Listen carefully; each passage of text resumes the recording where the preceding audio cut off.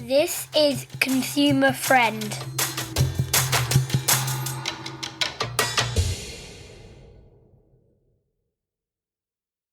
Welcome back to the Consumer Friend Pod, the podcast that empowers people by telling you what your rights are when you're out there in the marketplace buying stuff. We also provide information on how to create sustainable and energy efficient homes. We do this through these podcasts as well as a load of information on our website at consumerfriend.org.uk. Today's podcast is our second retrofit podcast in series 2, and today we're going to look at the retrofit journey from the customer's eyes. As ever, I have Louise with me. Hi, Lou. How are you? I'm good, thank you, Adam. I think. She says most weeks. Have you had a good week? I'm going on holiday soon. This is exciting. Yeah, that reminds me, we need to record another 2 of these before you go on holiday. What, 2 more? Excellent. Yeah. We had a little issue this week with my flights being cancelled, didn't we, with EasyJet? I say we. I'm not sure that you were giving me the full support that I deserved, but to be honest. You managed to get me involved in your dilemma, didn't you? Well, you were going to have to drive me to Portugal at one point, weren't you? No, I wasn't. Yes, you were. I was like, why are you telling me? So you sort could it out drive yourself. me to Portugal is what you were going to do. I was like, Louise, you're the expert. She was getting herself in such a flap. Situational vulnerability, Adam, is what that's called. Once I brought myself down off the ceiling, I was able to sort it out. Right, anyway, sorry, we haven't got time for you today because we have 2 special guests joining us. Lucy Haden and Judith Leary-Joyce both have experienced the retrofit process firsthand and have come out with incredible benefits in their homes. Firstly, introducing Lucy, an environmental advocate with professional background in accountancy and tax advisory. Through her own retrofit project, she achieved remarkable results, reducing her home's energy demand by 70% and carbon footprint by over 80%. Now, Lucy shares her expertise to inspire others to adopt energy efficiency measures in their homes and workplaces. Welcome, Lucy Haden. Hello. Hello, Adam. How are you? Yeah, I'm really well. Thank you for having me. No problem at all. Thank you for coming on. We are delighted to introduce Judith Leary-Joyce, a retired professional with a diverse background in teaching, social work, psychotherapy and leadership development. Her journey took an unexpected turn when she embarked on a full retrofit of her Victorian home. Judith's passion for greening homes, reducing carbon footprints and leaving a better world for future generations led her to write a comprehensive guide on eco-renovation. Through her blog at ecorenovationhome.com and speaking engagements, Judith promotes sustainable living and shares her experience to inspire others. Welcome, Judith. Oh, thank you very much for having me. Thank you for coming on. I think this is the first time, Louise, we've had 2 guests. And 2, as well, what I'm delighted about, real consumers as well who have gone through this journey. We've got real people that have experienced it. Not made up people. not experts. Well, I'm very pleased to being called a real person. Thank you very much. Not the other end of the line, the experts that tell us what we need to do. This is people that tell us what we should be doing and how to do it. Exactly. So Indeed. I think we're going to start with what you have now, what the homes that you're in now and the benefits that you're seeing from the homes that you have now. Lucy, should we start with you? Yeah, of course. I mean, the very shortest answer I can give you is that I have a better home. I could cut it there. I have a better home. The slightly longer answer is that in consumer friend speak, I'd say that it's been energised. It does 2 things. It properly looks after us as a family now, but it also has a significantly smaller impact on the planet. I should also say up front, you didn't say in the intro, another stat about my house is that I've worked out that my fuel bills are also down. Only by a 1/3, but that's worth having with prices as they are. Just to give you the 4 bullet points on what I did to my home to get here. Firstly, we undertook a full fabric retrofit. We also installed mechanical ventilation. We also disconnected the gas, so we are a fully electric home, and all our space and water heating is provided by a heat pump. And Adam, you correctly listed out some of the stats on how my house is performing. Our energy demand over the last 12 months, measured in kilowatt hours, is down by 69%. Our operational carbon emissions are down somewhere between 80 and 90%. As I said, our fuel bills are down by a third, and our solar panels have generated just over 4,000 kilowatt hours of lovely, clean electricity over the last 12 months. I heard that today on a podcast I was listening to about clean energy. Yeah. Well, as an alternative to dirty energy. Well, dirty energy is dirty yeah. energy. It makes sense. It does make sense. It's It does the make horrible sense. fossil stuff. Yeah. Because that's a focus, isn't it, on solars around clean electricity, isn't it? Absolutely. And let's be really clear with everyone out there listening. It is clean in the sense of it's clean as it's being generated. It's coming from the sun. However, I should be straight with everyone, and that there will be carbon embodied in the manufacture and transport and installation of that array. And that's something as homeowners we all need to be really aware of, that anything we do comes with an upfront carbon cost. So there's no such thing as a totally carbon-free source of electricity. But solar panels are a good start.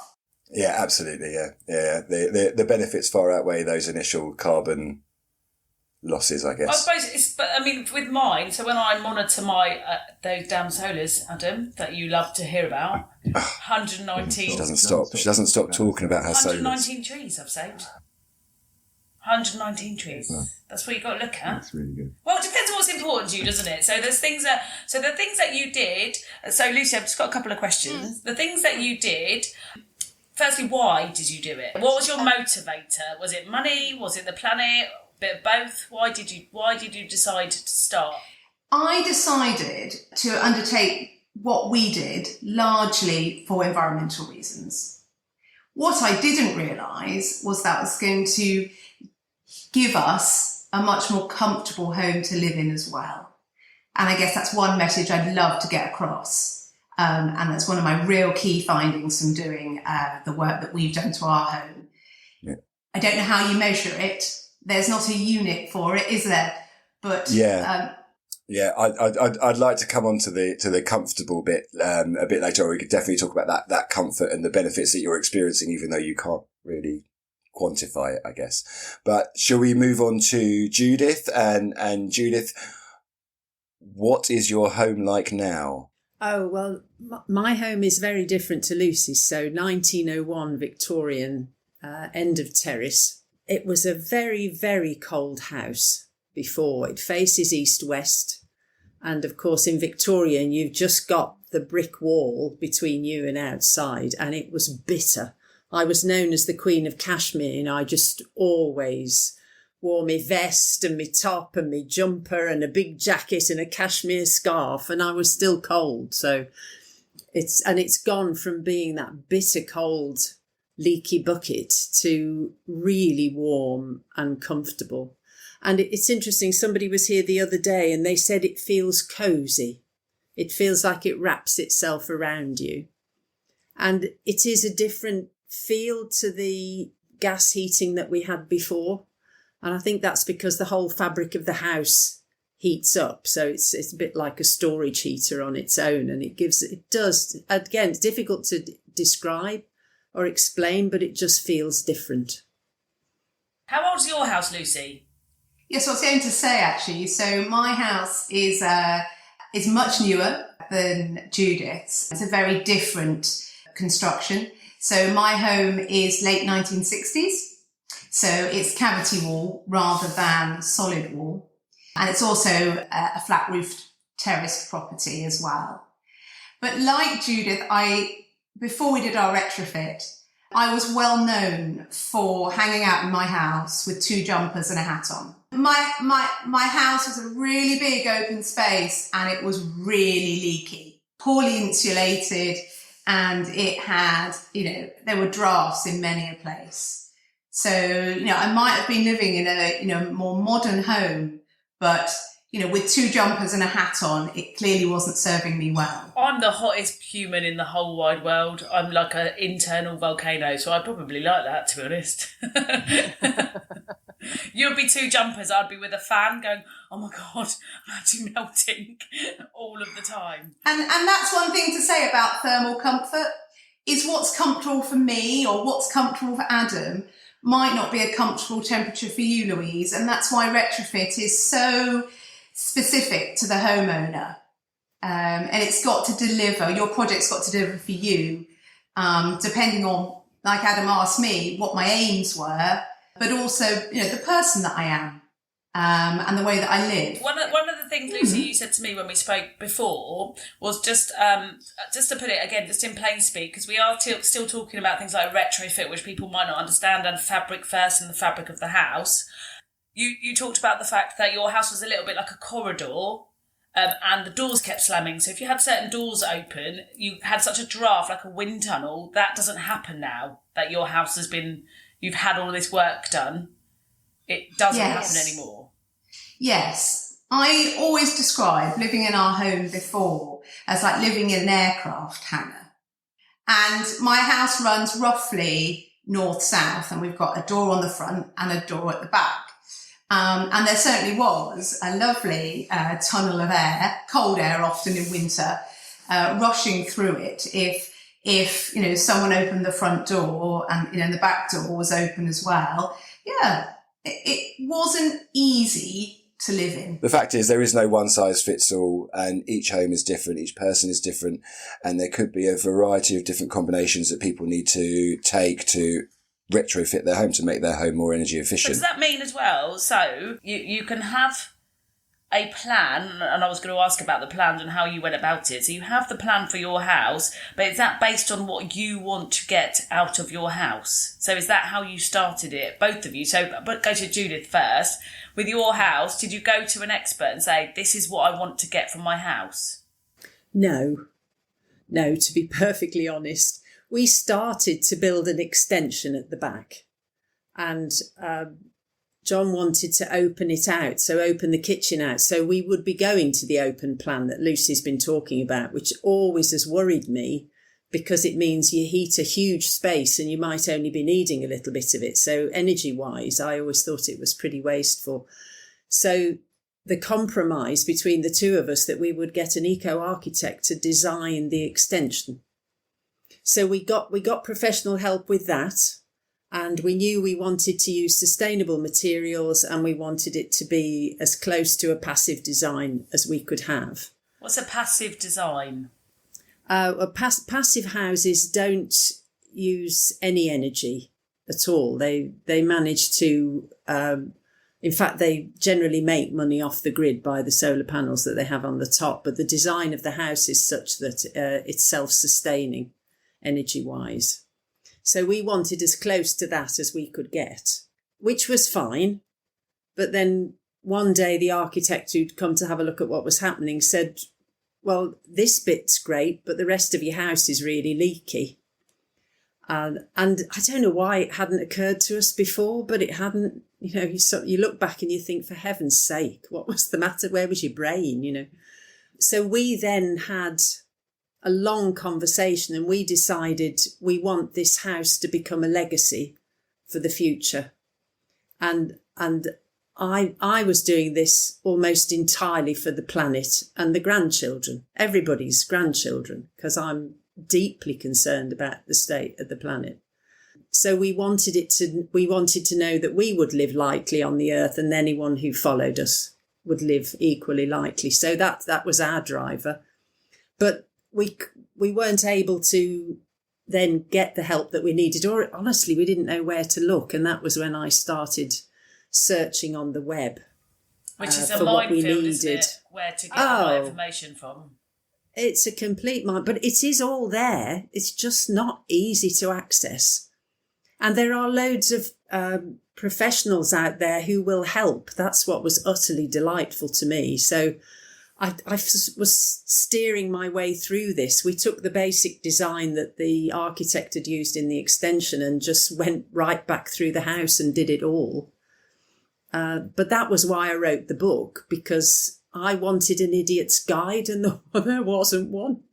So once I'd got to the end of it all, I thought, well, I hope other people are going to do this. So I'll write the book. It wasn't there, so I've written it.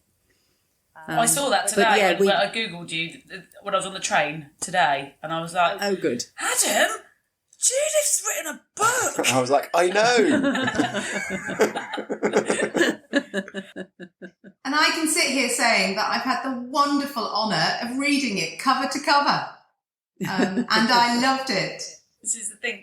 I know you said that you did it obviously for legacy issues and to save the planet was your sort of primary driver.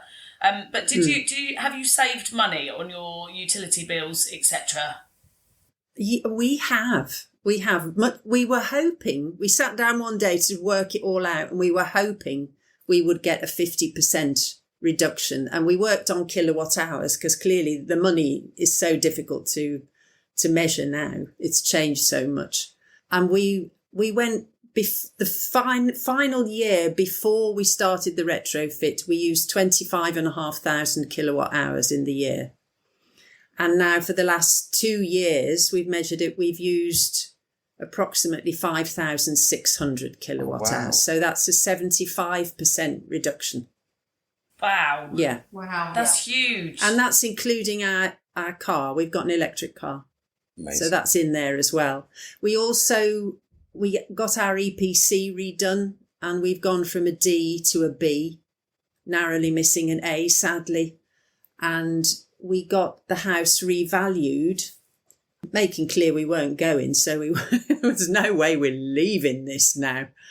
And we had 2 estate agents, one who had no idea what we'd done, had no understanding, and just asking where are the internet points. And the second one, whose dad was a builder and did understand, and he priced it at 90,000 more. And he said, I know if you were selling, this would be a special sale. We'd have an open house weekend and then there'd be a bidding war. But he reckoned we'd get at least 90,000 more. So there's nothing to lose in this. It's the one piece of climate action where there's no sacrifice. Can I just add to what Judith just said? Please do. Because I'm just going to tag on to this, Judith, because this underlines my real passion for retrofit. It's one area of our lives where the steps that we take are not only better for us as people right here, right now, but also better for the planet. You know, there's nothing that you're depriving yourself of. You know, you say to people they should fly less. Well, some people, that might irk them because they're being asked to do something that's part of their lifestyle that they really enjoy.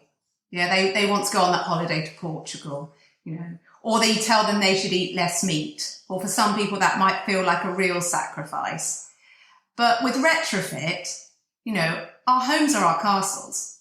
You know, it's where we can really take individual action, don't you think, Judith? Which is better for us and the planet. Absolutely. It's the biggest investment we make. So why not do the best by it? I mean, you can also, if you don't own your home, because I think it's important to recognise not everybody does, but there's things, if you take a shallow retrofit, you can start today by cutting out drafts and using rubber back carpet, filling in the gaps between the carpet and the wall, using heavy curtains. There's loads of things you can do straight away. You won't get the sort of benefits we've got, but it's going to be better. So everybody can do something. That's the beauty of it. There's a big government agenda around, not to bore Adam, because he's heard me rant on about this a little bit much, but the government agenda is around ensure that social housing comes up to spec in relation to green energy efficiency, the same with landlords as well. And again, in this situation, I would also consider landlords to be particularly marketplace vulnerable because they don't know where to start either. So it's not just about consumers, it's about everybody doing a little bit, isn't it? But at this time, the government aren't doing enough, and they're dragging their heels on everything, and it's quite frustrating. They're not doing enough. It's down to the people to get that bug and to kind of do it themselves and get it done. It really frustrates me. There are grants available. There are grants available as well, and they're not always known by consumers as well. But there are grants available for things like insulation, loft insulation, cavity wall insulation, heat pumps. There are these things, but again, it's trying to get that information out to consumers so they know what they're able to access. I was going to say the other thing that I've only recently understood is there's no VAT on insulation work. So we just finished our final room, and that was really nice to hear we hadn't got to pay any VAT on all the insulation and the work of the insulation being put in.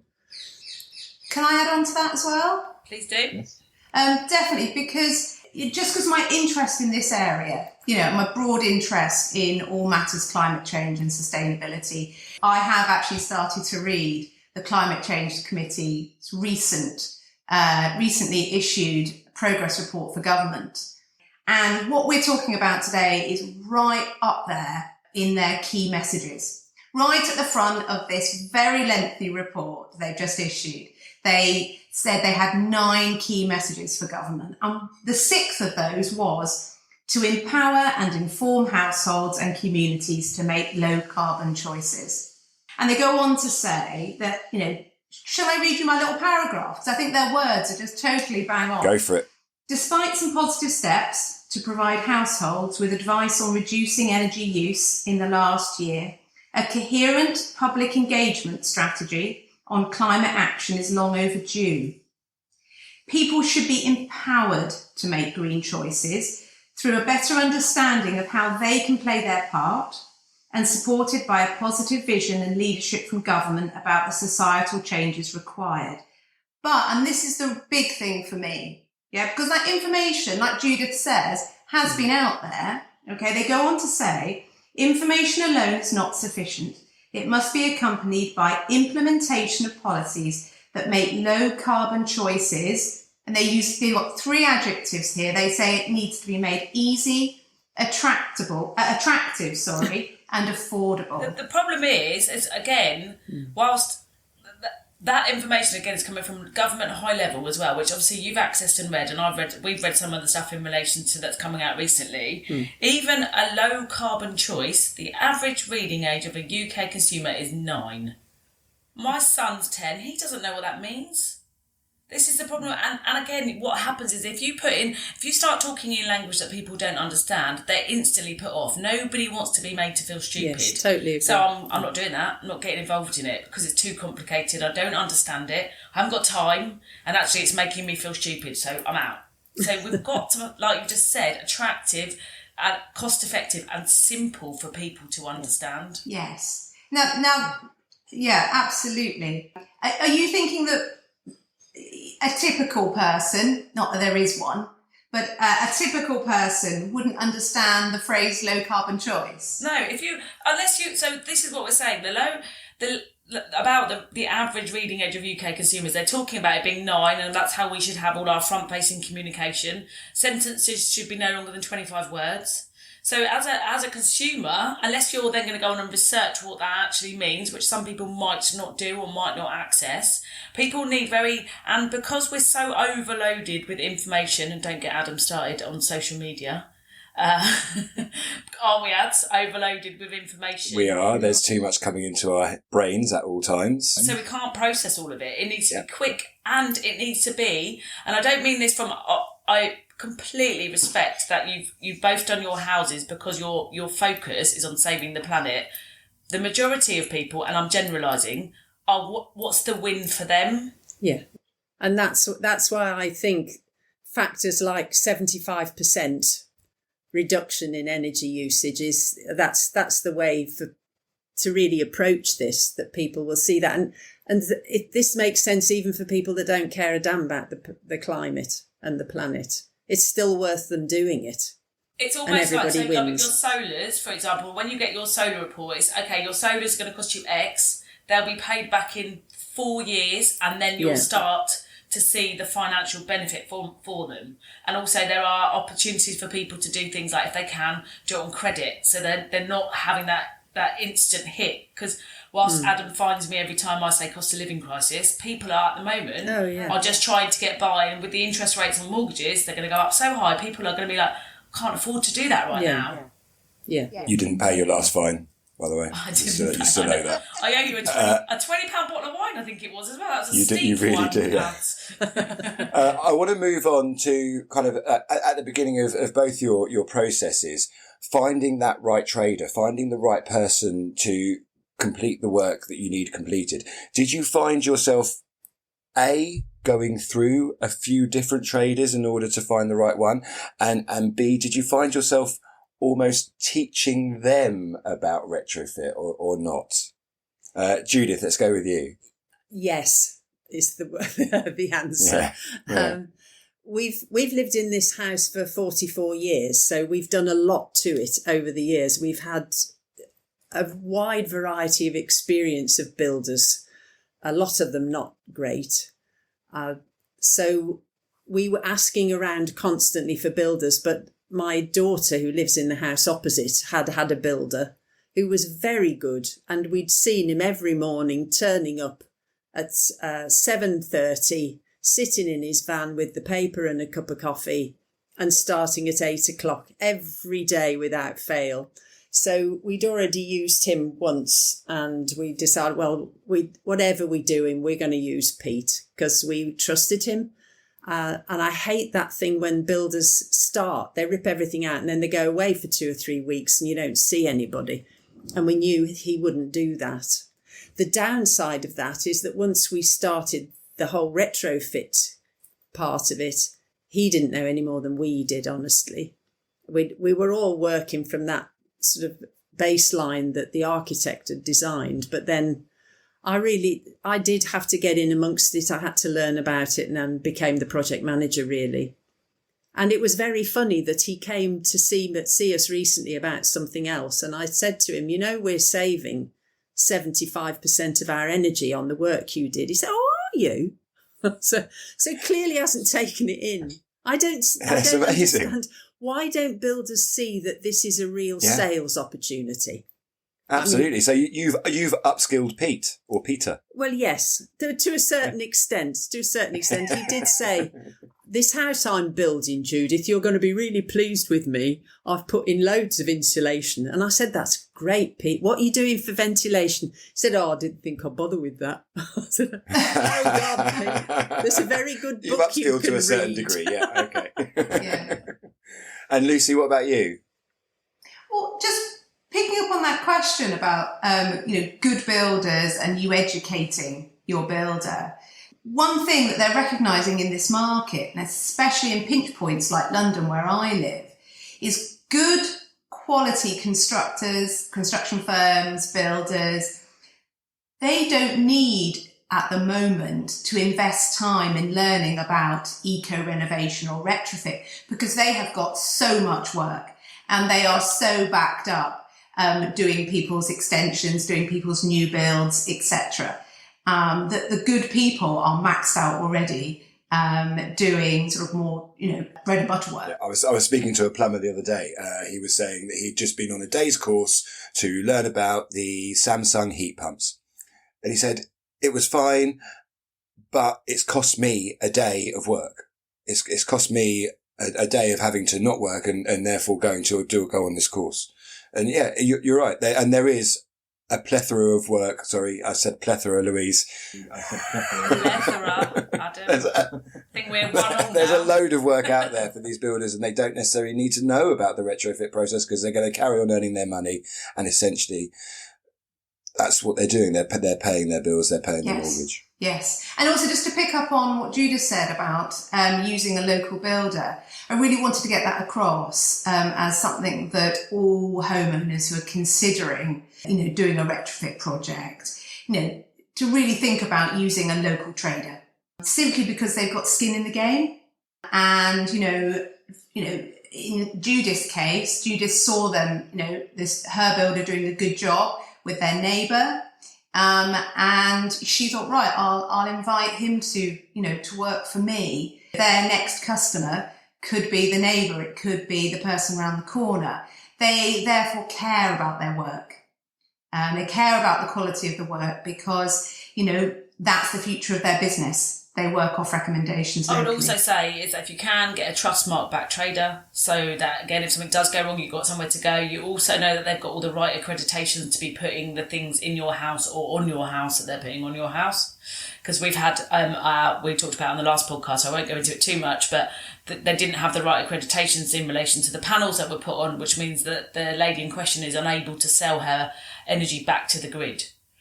So if you go through for example, if you go through Trustmark, a good trader scheme, then actually you know all of that's covered off and you've got somewhere to go if it doesn't quite go right. Absolutely. If you've got, if you're going to install any renewable technologies, you definitely want to find a good local installer who is a member of the MCS scheme, who is accredited with Trustmark, and I'd go as far as see the RECC as well. So those three. HICE as well. We've had HICE on the podcast before as well. Yeah, absolutely. This is a non-exhaustive list. We don't know all of the accreditations yet. Yeah. But the ones I mentioned are the big three. You can feel quietly confident, can't you, Judith, that if you get someone who is MCS registered, that you're in the right hands and that they will, like you said, Louise, go through all the loops and hurdles that you need to get your solar generation to work for you, including feeding back into the grid. So I'm going to ask both of you, what things, looking back now, hindsight is a beautiful thing, what things would you do differently? I would certainly, well, now that I know what I know, I'd like to start it again because I've learned so much through doing it and then through all the research for the book. But I would take a lot more care with air tightness, because stopping all of the drafts is really one of the most important things. And then one thing that I would desperately do that we've now got to undo is remember you have to have breathable paint on a house like ours. So we've got to strip all of the paint off the gable wall because it's a non-breathable paint. So I would definitely pay more attention to the paint. What does breathable paint do? It allows any vapour to go through the wall. Okay. Yeah. Perfect. Lucy? Crikey. This is almost an impossible question to answer because I'm definitely a different person this side of my retrofit. And, like Judith, I came to this sort of doing another project. Retrofit found me. Whereas if I went to Retrofit, I think I would have Judith's book by my side and be running through every chapter. What would I do differently? The one thing I would say, and something I've learned, with all traders you are using, all installers, builders, have those uncomfortable conversations with them up front about what product guarantees and what workmanship warranties are going to come with your work. Because that's been a few thorny issues on that front that we've had to deal with afterwards. And I wish, as the end consumer, I'd been clearer up front. So I knew what I was getting with that package. The legal position on that, you've got 6 years from the date that the contract starts to be able to take any action under the Consumer Rights Act. However, obviously those guarantees and warranties are slightly additional. So again, they're quite difficult to navigate. So if you can ask your builders to make sure it's written down or if it's insurance backed or not, then that sometimes stops some of those issues from arising later on. Absolutely. Just something to think about as a retrofitter up front. If you are doing quite significant work in and around your home, to make sure that you're getting, the product, guarantees you want on your new windows, to the workmanship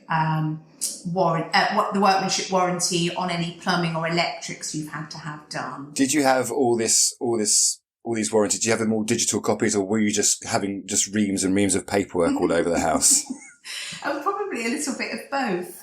I try not to print these days, but I'm a bit of a Luddite when it comes to printing. I do like to have the little bit of paper in front of me. So I have printed everything off onto a file just in case we sold the house, and I could therefore hand it over. But we've also kept everything stored electronically as well. I think we're going to kind of bring it to an end. Judith, I just quickly got, I was on your website and just before we came on, and I found you had a blog or a book that you've created, a booklet that you've created around the quick wins and the hacks. I didn't quite get to reading it properly, but I was scrolling down thinking, oh, this is quite interesting, and I'll definitely read that a bit later. Are there any kind of real quick wins that people can do? Well, I think if you're in an old house like ours, anything you can do to stop the drafts coming up from under the floor, because in any house before 1930, it's a suspended floor. So that's a really quick win. I think another thing you can do if you're in the right area, I know here you can borrow a thermal imaging camera through the council. And that's brilliant because then you can it only takes half an hour. You can go around your house and you can find out where all the cold spots are and see what you can do. But I was going to say to you about that booklet. It's downloadable from there. I'm very happy for you to have it on your site if you would like it. It's no cost. It's just everything that I could find on the web. We'll put it on there. Thank you very much. 3 or 5 or 10 hacks, energy saving hacks. I just pulled them all together and put them in a booklet. So I'll send you the link. Yeah. We will stick it on the website. Thank you very much. Louise, do you want to add anything, ask anything as we bring it to an end? Okay, so the only thing I would say is if you had to say one thing, so you're trying to sell me retrofit, I'm an average consumer, I've got a reading age of 9, and you're trying to tell me why I should retrofit my house, what would you say to me? So Lucy, what would you say to me? You'll get a better home that's nicer to live in with lower fuel bills. Perfect. Judith, what would you say to me? So I'd say you'll be a lot more comfortable and you'll be paying out a lot less money. Excellent. And my last question is, what have you spent your savings on? Tell me it's something reckless, like Ibiza or Vegas. Say it's something reckless. Of course we wouldn't be doing that, would we? We'd have to fly there, so we couldn't do that. Yes, yes. It's hard to know. You just spend it on other things, don't you? I'm afraid I don't have an option for that. I'm sorry. No, don't worry. Don't worry. But it's worth making the point, if this, come across on this podcast, that, Judith and I, both in a really privileged position where we both had, some capital to spend, and we both had the time, didn't we, Judith? Or we found the time to invest in, project managing both our retrofits. The commonality between us is that we asked lots and lots of questions. We drove our retrofits forward, didn't we? But most people do not have the time, or the energy to do that.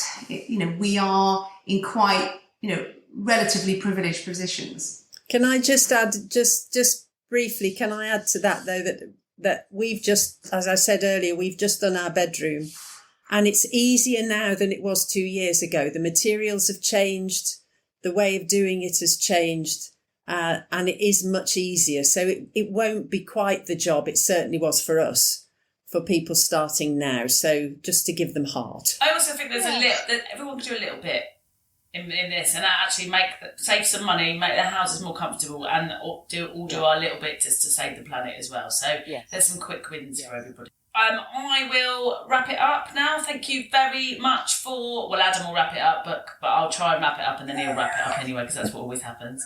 So thank you very much for your time today. It's been really interesting. I've learned a lot. I've written loads of stuff down that I want to think about as well. Hopefully the listeners will find it interesting and be able to relate and actually start thinking about whether they want to do this on their houses. Thanks, Ads, as always. Always a pleasure. Thank you, Louise. Good effort at wrapping up. Thank you, Lucy. Thank you, Judith, for being with us today and sparing your time for this podcast. As ever, Consumer Friend is available online at www.consumerfriend.org.uk. Please like, subscribe, review, give it 5 stars where you can. It's available on most of the platforms. And thank you very much. Thank you, Lucy.